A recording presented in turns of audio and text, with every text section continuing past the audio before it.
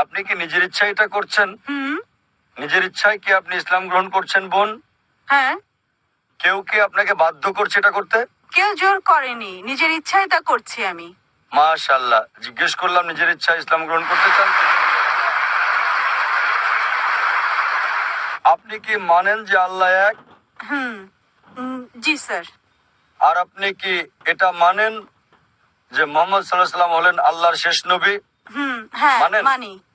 আচ্ছা, আমি আপনাকে কালেমা পড়াবো। প্রথমে আরবিতে বলবো, পরে বাংলা করে দেব। আচ্ছা ঠিক আছে।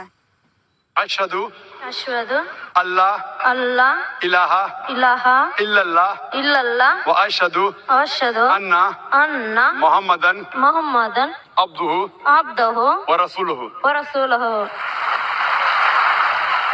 আমি সাক্ষ্য দিচ্ছি আমি সাক্ষ্য দিচ্ছি যে যে আল্লাহ ছাড়া আল্লাহ ছাড়া কোনো মাবুদ কোনো মাবুদ নাই, নাই, আর আর মুহাম্মদ মুহাম্মদ সাল্লাল্লাহু সাল্লাল্লাহু আলাইহি ওয়াসাল্লাম আলাইহি ওয়াসাল্লাম তার তার বান্দা বান্দা এবং রাসূল।